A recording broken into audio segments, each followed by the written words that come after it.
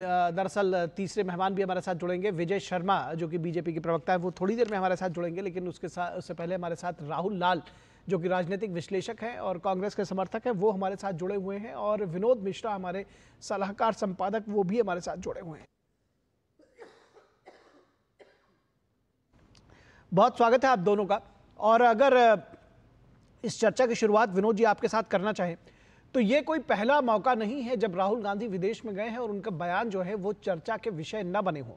लेकिन सबसे खास बात है कि वो ऐसे लोगों से जाकर मिलते हैं जो भारत विरोध का जिनका इतिहास रहा है, और ऐसी बातें करते हैं जिसमें भारत का विरोध झलकता है, चाहे वो बात बीजेपी के विरोध में कर रहे हो, लेकिन वो ऐसा लगता है कि वो बीजेपी का विरोध करते करते, भाजपा का विरोध करते करते भारत का विरोध करने लगते हैं। निखिल, ऐसा ये नहीं है कि राहुल गांधी ने पहली बार इन लोगों से मुलाकात की है जी। जो भारत विरोधी वहाँ पे लॉबी है, और वो लोग जो हैं, ऐसा राहुल गांधी ऐसा पहली बार नहीं मिल रहे हैं उनसे।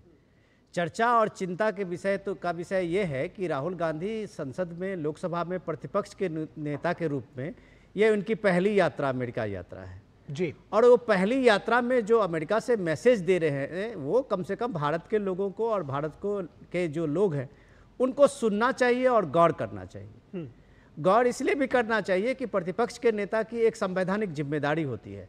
आज जो उनकी जो भी मीटिंगें हो रही है, जो इंडियन ओवरसीज कांग्रेस ने आयोजन किया है उनके मीटिंग को लेकर, और जोर शोर से उसका प्रचार प्रसार किया था पिछले 15 दिनों से, उसमें जो लोग आए हुए हैं वो राहुल गांधी एक सांसद और गांधी परिवार के एक सदस्य के रूप में के साथ साथ उनका सबसे बड़ा कद है कि भारत के लोकसभा के वो प्रतिपक्ष के नेता हैं। और उस हैसियत में जब राहुल गांधी बोलते हुए जो मैसेज दे रहे हैं, तो उनके मैसेज को कम से कम ये प्रतिक्रिया होना स्वाभाविक है जी। सबसे इंपॉर्टेंट ये है कि जब आप अपने बाइट में सुना रहे थे कि राहुल गांधी जब ये एक प्रोग्राम में वहाँ पे बोल रहे थे टेक्सास शहर में, और वो वहाँ पे सिख समुदाय के कुछ लोग आए हुए और उन लोगों से बात करते हुए जब ये कहते हैं कि भारत में ये ऐसी स्थिति बन गई है कि वहाँ एक तरह से आप कहें कि सिखों को पगड़ी पहनने की, कड़ा पहनने की और गुरुद्वारा जाने की तब की भी इजाज़त नहीं होगी। तो क्या राहुल गांधी ये वही भ्रम नहीं फैला रहे हैं या वो वही चीज़ नहीं कर रहे हैं जो वहाँ सिख फॉर जस्टिस जो है, जो खालिस्तानी आतंकी जो संगठन पुन्नू का है, उसने उस चीज़ का समर्थन करते हुए कहा कि राहुल गांधी ने तो मेरी ही बात कही है जी। जिस बात के लिए हम आंदोलन कर रहे थे वही बात तो राहुल गांधी ने कही है। तो ये सवाल तो जो इंडियन ओवरसीज कांग्रेस के वहाँ अध्यक्ष एम पित्रोदा हैं, उनके पर सवाल तो जरूर होगा कि क्या खालिस्तानियों के का जो सवाल है उसको राहुल गांधी के से कहलवाया गया, या राहुल गांधी जानबूझ के इस बात का वहाँ पे इस बात का रिफ्ट पैदा करने की कोशिश की कि हिंदू मुसलमान की बात तो अब करते रहे थे, अब वो हिंदू भर से सिख भी कर रहे हैं। ऐसी स्थिति बनाने का जो उनका जो भी मकसद रहा हो, लेकिन सीधे सीधी बात यह है कि राहुल गांधी अपने ही भ्रम जाल में फंस गए। अपने जाल में इसलिए फंस गए हैं कि राहुल गांधी ने जब कल आरक्षण पे उनका जो एक महत्वपूर्ण बयान आया, उसको आप कह सकते हैं कि ऐतिहासिक बयान आया, जो उनसे पूछा गया कि क्या आरक्षण क्या भारत में खत्म हो सकता है, तो उनका सीधा जवाब हो सकता था कि बिल्कुल हो सकता है, लेकिन अभी ये परिस्थिति नहीं थी। तो यही इसी बात को लेके मायावती ने और गृह मंत्री अमित शाह ने भी कहा है कि भाई आपके मन में जो बातें होती है उसकी अभिव्यक्ति किसी न किसी रूप में होती है। तो राहुल गांधी पूरे इलेक्शन के दौर में जो घूम घूम के आरक्षण खत्म हो जाएगा, संविधान खतरे में है, ये बात जो फैला रहे थे, वो साबित हो गया कि राहुल गांधी झूठ बोल रहे थे। जो बात सच थी उनके मुंह से ये बात कम से कम अमेरिका के इस आयोजन में जरूर निकला है। ठीक है, विजय शर्मा बीजेपी के प्रवक्ता हमारे साथ जुड़ गए हैं। बहुत स्वागत है विजय जी। राहुल लाल, आप इस डिबेट को सुन रहे हैं। अभी विनोद मिश्रा जी ने साफ तौर पर बहुत सारे सवाल उठाए। दरअसल क्या खालिस्तानियों का सवाल राहुल गांधी उठा रहे हैं? क्या वो विदेश में इसलिए गए हैं वहां पर, और कम से कम ये भी समझने की जरूरत है, क्या उन्होंने जरा भी ग्रो नहीं किया, जिसको कहते हैं एज ए पॉलिटिशियन, कि वो इल्हान उमर के साथ खड़े हुए नजर आते हैं, फोटो खिंचवाते हैं? आखिर ये जो बीजेपी का विरोध है वो किस हद तक जाएगा? निखिल जी, राहुल गांधी के तमाम बयानों को जब से वो गए हैं अमेरिका में बहुत ध्यान से सुन रहा हूं एक एक बयान को, और भारतीय जनता पार्टी उसके ऊपर जिस रूप में प्रतिक्रिया दे रही है, सबसे पहले तो बीजेपी की प्रतिक्रिया ये आई कि विदेशों में जाके किस तरह से जो है कि भारत की छवि खराब की जा रही है। पहली प्रतिक्रिया तो निखिल जी विपक्ष सत्तारूढ़ पार्टी की तरफ से राहुल गांधी के ऊपर सिरे सिरे लगा दिए गए, जबकि माननीय प्रधानमंत्री मोदी जी विदेश में जा जाके लगातार ये चीज कहते हुए रहे हैं कि एक जमाने में भारत में जन्म लेना दुर्भाग्यपूर्ण माना जाता था, भारतीय होना दुर्भाग्यपूर्ण माना जाता था। तो क्या 2015-16 में जब प्रधानमंत्री दुनिया के अनेक देशों में जा जाके जब ये प्रतिक्रिया देते थे, तो क्या उसमें इन प्रकार के राहुल जी मैं आप देखिए विषय मत भटकाइए, विषय मत भटकाइए, देखिए विषय मत भटकाइए। दो बातें, दो बातें राहुल जी दो बातें। एक तो विषय मत भटकाइए कि कौन क्या कहता था, अब आप ये कहने लगेंगे प्रधानमंत्री क्या कहती थी, इंदिरा गांधी क्या कहती थी, इस पर आप मत आइए। और दूसरी बात, जो बात आप कह रहे हैं उसके पीछे कोई आपके पास कोई भी तर्क नहीं है, दरअसल उसके पीछे कोई भी सपोर्ट नहीं है, कोई भी सपोर्ट नहीं है। इस तरह की अनर्गल बातें आप कुछ भी आए कुछ भी कह दें, ये स्वीकार्य नहीं है। निखिल एक मिनट, मैं अगर राहुल गांधी ये बात नहीं कही थी तो उनके सारे प्रवक्ता इस बात को सफाई देने में क्यों लग गए? आप जो यहां वहां से ढूंढ रहे हैं, कंकड़ पत्थर जमा कर रहे हैं, आपके प्रवक्ता ने राहुल गांधी का जस्टिफाई किया है कि उन्होंने ऐसा कहा था, ऐसा नहीं कहा था। राहुल गांधी खुद आरक्षण के मुद्दे पे दूसरी बार सफाई भी दे चुके हैं। ये सब चीजें बोलने के समय में थोड़ा सा एक ठोस और अपना एक कंक्रीट लेके आइए कोई चीज बताने के लिए। यहां वहां आप बात करते हैं कि जैसे सारे कांग्रेस के लोग जितने प्रवक्ता हैं, जैसे राहुल गांधी की बात होगी आप सीधे प्राइम मिनिस्टर मोदी को ले आएंगे। अरे भाई, आपके बड़े नेता हैं, लेकिन देश ने क्या गुनाह किया है उनके लिए कि वो सारे धर्मों को लेके, हिंदू धर्म को लेके, सनातन को लेके, सिखों को लेके, आरक्षण को लेके क्या क्या नहीं वो बात कर रहे हैं। ये कोई धार्मिक संत है, महात्मा है? आपके सारे प्रश्न, आपकी आवाज बहुत धीरे आ रही। मैं अपने पैनल से रिक्वेस्ट करूंगा कि राहुल लाल जी आपकी आवाज थोड़ी बढ़ा दें, और उसके बाद मैं चाहूंगा कि आप कम से कम जो विषय है उस पर बात करें। और जी आपके विषय पे बिल्कुल निखिल चलिए कहिए जी। मेरी अगर आवाज आ रही है? हाँ जी। देखिए निखिल जी, मैं ये कह रहा हूं कि राहुल गांधी से ये पूछा गया कि भारत में आरक्षण कब तक जारी रहेगा, हमारे संविधान में क्या व्यवस्था रखी गई है, आरक्षण अनंत काल के लिए नहीं है। तो उन्होंने ये चीज कहा कि भाई एक तरह से क्या उनके बयान का मतलब क्या था, उन्होंने ये चीज कहा कि अनंत काल के लिए नहीं होगा। बयान का क्या मतलब था, जो भी था, लेकिन उनके बयान का निहितार्थ जो निकाला जाएगा वो यही निकाला जाएगा कि उनके मन में है कि आगे चल के आरक्षण को खत्म करेंगे। और उन्होंने कहा कि अभी नहीं खत्म करेंगे, जब परिस्थितियां अलाउ करेंगी तब खत्म कर देंगे। उन्होंने कहा इस बात को या नहीं कहा, ये बताइए। मैं उसी बात को आगे बढ़ा रहा हूं। कहा ना, इस बात को कहा, तो अगर इस बात को कहा उन्होंने तो उस पर जो लोग मतलब निकाल रहे हैं तो गलत कहा है। लेकिन इल्हान उमर के साथ खड़े हैं, फोटो खिंचवा रहे हैं, क्या इस बात को डिनाई कर सकते हैं? इसका भी कोई एक्सप्लेनेशन है? क्या इस देश में सवाल बहुत सारे राहुल जी, क्या इस देश में सिखों को पगड़ी पहनने नहीं दिया जाता है? आप बताइए, क्या इस देश में सिखों को गुरुद्वारे में नहीं जाने दिया जाता है? सिख फॉर जस्टिस खालिस्तान की आवाज बनकर आएंगे राहुल गांधी तो सवाल उनसे पूछे जाएंगे। निखिल जी, सारे सवालों को मैंने सुन लिया, बस मैं आप कुछ सेकंड का समय लीजिए, मैं तीव्र गति से उत्तर देता हुआ चला जाता हूं आपको, और सारे प्रश्नों का उत्तर भी मिल जाएगा आपको। देखिए, आरक्षण को लेकर राहुल गांधी डंके के चोट पे कहते हैं कि 50% आरक्षण की जो सीमा अभी लगी हुई है इंदिरा साहनी केस के द्वारा सुप्रीम कोर्ट ने जो लगाए है, उसको बिल्कुल तोड़ा जाएगा। और 50% आरक्षण, चूंकि 90% लोग अभी भेदभाव का शिकार हो रहे हैं, तो वो आरक्षण की सीमा को बढ़ाने की बात कर रहे हैं। हाँ, जब भविष्य में विदेशों में, लेकिन उन्होंने ये नहीं कहा, ये भी बात है। विदेशों में उन्होंने ये नहीं कहा, उन्होंने कहा खत्म करने पर की बात कही, उन्होंने ये नहीं कहा कि हम अभी 90% कर देंगे, आगे खत्म करेंगे, ये भी नहीं कहा।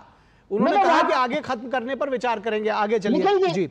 निखिल जी, आप मेरे वाक्य को सुनने देंगे तो आप फिर उसके बाद खंडन कर दीजिएगा। मैं बिल्कुल आपके खंडन का स्वागत करता हूं। हम तुर्की जैसे आप कह रहे हैं उसमें मैंने एक बात जोड़ दी है, आप अपनी बात करें जी। निखिल जी, उन्होंने दोनों चीजों को कहा है। अब देखिए, जातिगत जब भेदभाव की स्थितियां समाज में नहीं रहेंगी, वो परिस्थितियां, जब वो आदर्श स्थिति आएगी, वो हमारे संविधान में कहा गया, संविधान निर्माताओं ने भी कहा है, तो उसी चीज को दोहराया है। लेकिन भारतीय जनता पार्टी ने उनको लगा लपक के कि भाई आरक्षण के मामले पे तो घिर चुके हैं।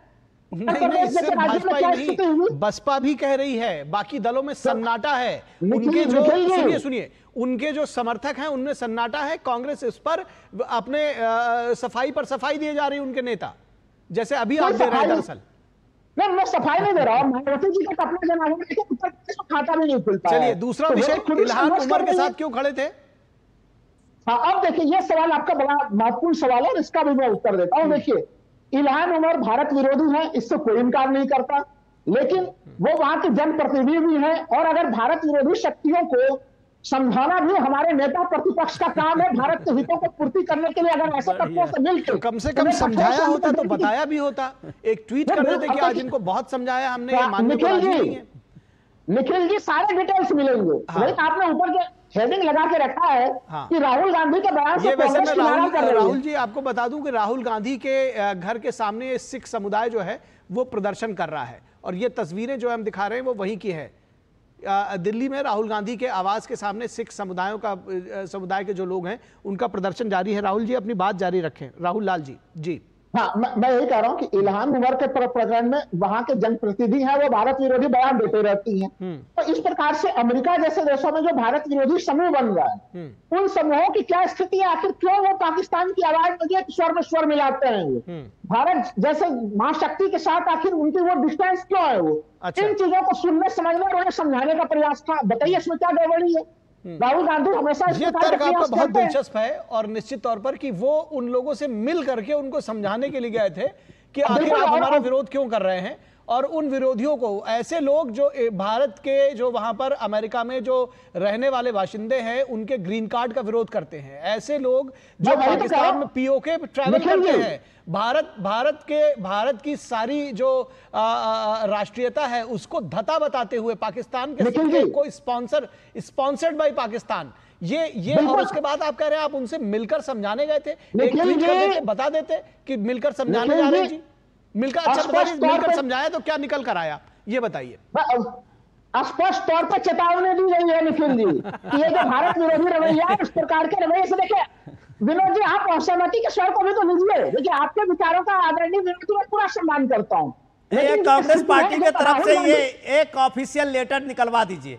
आप कांग्रेस पार्टी की तरफ से राहुल जी एक ऑफिशियल लेटर निकलवा दीजिए कि राहुल गांधी का की जो मुलाकात कम से कम वो एक तरह से उनको ये बुलाया गया था कि आप इस तरह की प्रॉब्लम क्यों खड़ा करते हैं। चलिए निकालिए राहुल लाल जी, मैं आपकी इस बात के लिए प्रशंसा करूंगा कि आप कम से कम उनके हर जो राहुल गांधी का जो भी उनका स्टेटमेंट है आप उसको किसी ना किसी तरह से साधने की कोशिश कर रहे हैं। जनता इसको सुन रही है। देखिए मैं ही केवल नहीं हूं, सब समझ रहे हैं कि आप मिलने गए थे, आप कह रहे हैं समझाने गए थे, समझा करके क्या निकला। मैं अभी जो है विजय शर्मा जी के पास जाऊंगा। विजय शर्मा जी, ठीक है, आपका पॉइंट आ गया। आपने बताया कि वो समझाने गए थे, और इतना मत समझाना कि वो समझ ही जाए। ये वाली बात भी रही है। अब वो कितना समझे, कितना किसने किसको कितना समझाया। चाइना अब मैं देखिए इस बात को बढ़ाने नहीं चाह रहा हूं। जिस वक्त डोकलाम में चीन की सेनाएं और भारत की सेनाएं आमने सामने खड़ी हुई थी, और जिस वक्त जो हिंदुस्तान के सैनिक थे चीनियों को कूट रहे थे, उस दौरान रात के अंधेरे में चीनी दूतावास से मिलकर उनको समझाने ही गए होंगे। तो इस तरह के सवाल बहुत सारे मिलेंगे, इसलिए इस पर जो है कम से कम इस तरह के नहीं दे। विजय शर्मा जी, नहीं मैं विजय शर्मा जी के पास जाऊंगा। विजय शर्मा जी के पास जाऊंगा। विजय शर्मा जी के पास जाऊंगा। विजय शर्मा जी, आपको लगता है कि जो इस तरह का ये सारा नैरेटिव एक गढ़ने की कोशिश है, दरअसल ये इस सब के पीछे ये है कि बाहर जाकर के उस संघ की, बीजेपी की उसको लेकर के कुछ ना कुछ ऐसा किया जाए ताकि देश में उसकी छवि खराब की जा सके। देखिए निखिल जी, मैं इसको इस तरह से नहीं लेता, मैं दूसरे तरीके से लेता हूँ। राहुल गांधी जी जो है, जो देश विरोधी लोग हैं, चाहे वो देश में हो या विदेश में हो, उन सबके एम्बेसडर बन गए हैं। आप देखेंगे कन्हैया कुमार जी कौन थे, टुकड़े टुकड़े गैंग के, वो उनके साथ घूमते हैं, उनको उन्होंने उम्मीदवार बनाया। आज आप मुझे बताइए, लंदन में जाके प्रेस कॉन्फ्रेंस करते हैं, हमारा चुनाव आयोग जिसके द्वारा वो चुनकर आते हैं। राहुल लाल जी तो बोल रहे दीजिए, वो बहुत धैर्यपूर्वक आपकी बात सुनते रहे। राहुल लाल जी सुन तो लीजिए। राहुल लाल जी मेरी बात तो सुन लीजिए। बहुत धैर्यपूर्वक, बहुत ही जिसको कहते हैं कि पेशेंट लर्नर की हियरर की तरह उन्होंने विजय शर्मा जी ने आपकी बात सुनी है। प्लीज आप भी सुनिए, फिर आपकी बारी आएगी जब जवाब आप दीजिएगा। जी, ये शोभा भी नहीं देता। जी देखिए, अब आप मुझे बताइए, चुनाव आयोग पर वहां उंगली उठाना, अरे भाई अमेरिका ने क्या करना है वहां? आप विश्व में क्या देना चाहते हो? एक संवैधानिक संस्था को तो आप वहां बदनाम करना चाहते हो। आप सुप्रीम कोर्ट में जाइए, हाई कोर्ट में जाइए, अगर आपके साथ कोई अन्याय हुआ है, आप वहां बैठ के कहते हो कि वहां निष्पक्ष चुनाव नहीं हुआ, तो आप कैसे जीत के आ गए? आप एलओपी के नेता बन गए। उसके बाद में वो क्या बात करते हैं कि सिखों की। आप मुझे बताइए, यही भाषा तो पाकिस्तान बोलता है, यही खालिस्तानी बोलते हैं, तो ये उनके एम्बेसडर हो गए ना। क्योंकि एक भारतीय एलओपी का नेता विदेश में बैठ के कुछ बोलेगा तो लोग ज्यादा अच्छे से सुनेंगे। तो ये देश विरोधी लोगों के एम्बेसडर बन गए हैं। अब आप आइए दूसरी बात पे चलते हैं, किस तरह से इनके दिग्विजय सिंह जी बयान देते हैं कि भाई एससी और एसटी का टिप्पणी कर दीजिए। अरे राहुल लाल जी, आएंगे राहुल लाल जी आपके पास, आएंगे इस तरह से बीच में डिस्टर्ब मत करिए। ये तू कहता कि अच्छा नहीं लगता, ये सड़क छाप डिबेट होती है वहां होता है, आप ऐसे इतने अच्छे प्रवक्ता हो, आप अच्छा लगता है ऐसे बीच में करते हो। मैं एक बार नहीं बोला आपके बीच में, आपने जो मर्जी बोला, ठीक है, इतना लंबा टाइम आपने लिया। विजय शर्मा जी अपनी बात कंप्लीट करिए। राहुल मुझे बताइए, दिग्विजय सिंह इनके 2-3 बार के मुख्यमंत्री रहे हैं, वो एससी एसटी का आरक्षण छीनने की बात करते हैं, कहते हैं मुसलमानों को आरक्षण देना चाहिए, उनको उतना आरक्षण नहीं मिला। ये अमेरिका में बैठकर आरक्षण की बात करते हैं, वही छीनने की। तो इनका जो है, आप इतिहास उठा लीजिए, इंदिरा गांधी हो, चाहे जवाहरलाल नेहरू हो, चाहे राजीव गांधी हो, ये हमेशा आरक्षण विरोधी रहे हैं। लेकिन क्या है, लोगों को भ्रमित करने के लिए संविधान की कॉपी साथ लेने से संविधान पे अमल नहीं होता। तो राहुल गांधी जी जो है वो अनजाने में नहीं, मैं तो कहता हूं वो जानबूझकर देश को कमजोर करने वाली ताकतों के साथ मिल गए हैं। ये मैं तथ्य के आधार पे बात कर रहा हूं। आप मुझे बताइए, ऐसे लोगों के साथ मिलना, उनके साथ फिर गलबाजियां करना, और कहते समझाने गए थे। डोकलाम में हमारी सेनाएं आमने सामने खड़ी थी, कभी भी गोली चल सकती थी, और आप जाके एम्बेसडर से मिलते, और वो भी चीनी एम्बेसडर कहता है कि वो मिलकर गए, कहते मैं तो परिस्थिति जानने गया था। आप दुश्मन के साथ परिस्थिति जानने गए थे। आप कहते हो बेरोजगारी चाइना में नहीं है, अमेरिका में बैठ के। अरे ये कौन सा है? आपके पास संसद में कहने का मौका है, सड़क पे कहने का मौका है, रैली में कहने का मौका है, तो उन्होंने हर कोई मौका, सरकार ये मोदी विरोध, बीजेपी विरोध करते करते देश विरोधी हो चुके हैं। कांग्रेस पार्टी एनसी के साथ वो कहती है हम 370 बहाल करेंगे, वहां बाबा साहब के अम्बेडकर के जो संविधान है उनके खिलाफ जाने का काम कर रहे हैं। क्यों? हमारे वाल्मीकि भाइयों का आरक्षण छिन जाएगा वहां अगर 370 दोबारा बहाली होती है तो। वो कहते हैं हम अलगाववादियों को छोड़ेंगे, ये उसी एनसी के साथ खड़े हो जाते हैं। तो आप ये देश में ये नंगे हो चुके हैं। और आप पीडीपी के साथ खड़े होकर क्या कर रहे थे? आप पीडीपी के साथ खड़े होकर कौन सा नया इतिहास बना रहे थे? आएंगे अभी आपके पास राहुल जी, आ रहे हैं, बस वो लगभग खत्म कर चुके हैं, वो लगभग खत्म कर चुके हैं। थोड़ा सा धैर्य रखिए, बस का मैनिफेस्टो में एक में दिखाइए कि उन्होंने कहीं लिखा हो आतंकवादियों को छोड़ देंगे, 370 बहाल कर देंगे, हम पाकिस्तान के ट्रेड शुरू कर देंगे, पाकिस्तान के साथ बातचीत करेंगे। जो आपकी सरकार में सर काट के ले जाते थे, उनके साथ बातचीत करने की बातें करते हैं। तो आप मुझे 35 से हटाने की बात करते हैं। तो आप राहुल लाल जी, आप मुझे बताइए टीडीपी का और उसका मेल कहाँ किसको खड़ा कर रहे हो? तो राहुल गांधी जी देश विरोधी लोगों के साथ संलिप्त हैं, वो खड़े हो चुके हैं। ठीक है, एक राउंड और चाहूंगा, बहुत जल्दी से। मैं चाहता हूं कि 30 सेकंड में अपनी बात खत्म करें। राहुल लाल जी क्या कहना चाह रहे हैं आप? देखिए, बहुत देर से आप बताना चाह रहे हैं, लेकिन आपके तर्क इससे आगे कहीं रुके नहीं है कि वो गए थे इल्हान उमर को समझाने, वो जो है आरक्षण के लिए उन्होंने ये नहीं कहा था, और क्या कहा था वो सबके सामने है। और उसके अलावा आपने सिखों के बारे में अभी तक बताया नहीं कि दरअसल सिख जो खालिस्तानी संस्था है सिख फॉर जस्टिस, उनकी वॉइस क्यों बने हुए हैं, क्या कहेंगे आप? राहुल गांधी सिख फॉर जस्टिस के वॉइस नहीं बने हुए हैं। राहुल गांधी भारत के अल्पसंख्यकों के आवाज बने हैं। भारत में चाहे देखिए, अगर सिख जो है कि धरना प्रदर्शन करे उनको खालिस्तानी कोई घटना या गुरुद्वारा बताइए जहां सिखों को ठीक है, बिल्कुल।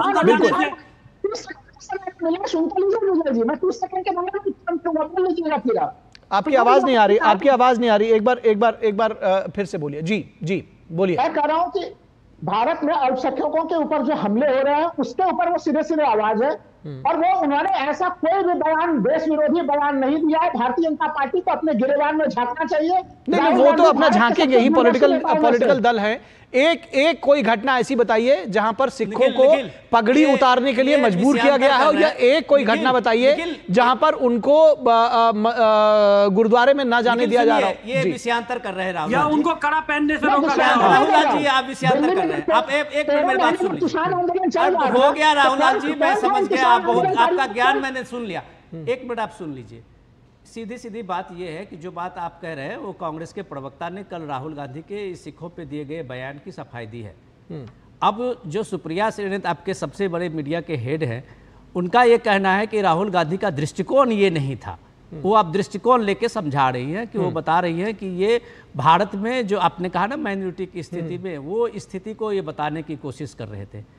तो सीधी बात यह है कि भारत में जो माइनॉरिटी की स्थिति में अगर आप सिख को सामने में रखते हैं तो आपके पास सबसे बड़ा ब्लॉट 1984 का दंगा है।